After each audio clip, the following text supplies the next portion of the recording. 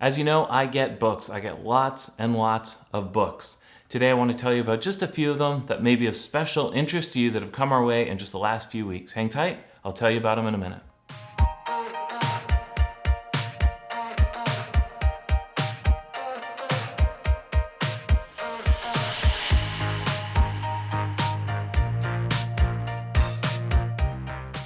Here's some of the new and notable books that have come our way over the last few weeks. We'll start with Moses and the Burning Bush by R.C. Sproul. R.C., of course, has gone to be with the Lord, but there's still, I think, lots of material that he's written, that he's prepared through his life, that's still going to be coming our way over the next little while. This is a book about Moses and the Burning Bush, really a book about holiness. How can an unholy people stand before a holy God? No one better to read on that subject than R.C. Sproul.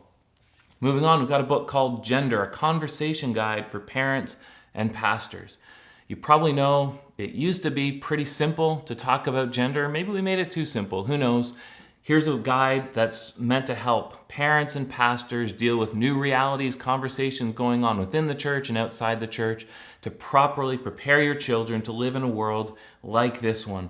Very valuable conversation to have.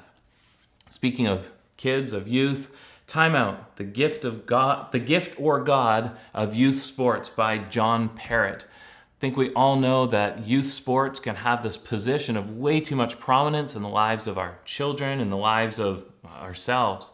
So here's what this one says. Sport is one of the many evidences of a gracious God. So true, it can unite people, sharing together in the enjoyment it brings, but it brings a challenge of proper stewardship under God, especially when it involves young people. So this would be a good one for parents to read, again for pastors to read, to help people think well about whether youth sports is being treated as a gift or if it's been elevated to the status of God. From Tim Chester, Enjoying God. We know God, we know about God. Do we truly enjoy God? Are we enjoying Him as He is? Are we enjoying our relationship with Him? This book is meant to help you make sure you're genuinely, truly enjoying Him. Got a new Bible to tell you about. This is the Story of Redemption Bible, ESV from Crossway.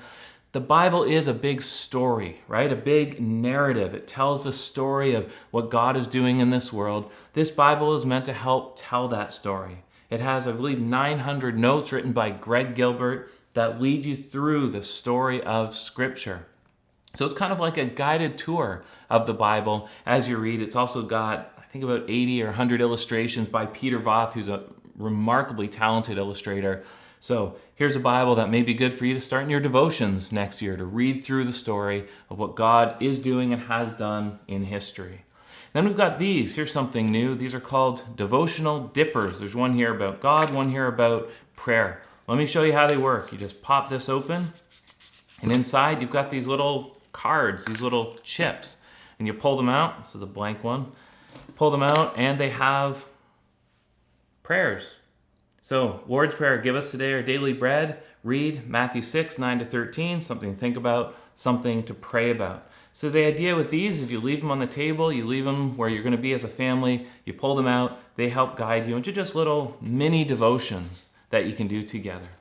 There's some new and notable books. I also want to tell you about just a few of my own work that has come out recently, in case that's of interest to you. Here are 5 booklets, each one on a different topic, each one meant to be read as individuals or as a group. So there's Advance and there's Set an Example. Both of these are for young people, especially young adults, ideal for group study.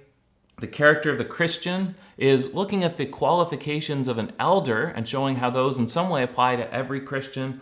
The Commandment We Forgot is for adults who are attempting to live well before their parents, who are trying to be good children of elderly parents. And then Aging Gracefully, that's one I wrote after I turned 40, thinking about the years to come, hopefully helpful for all of us as we grow older, something that's inevitable for each one of us. So, hope some of these books are of interest to you. I'll try to come back in about a month to show some new and notable books for next month.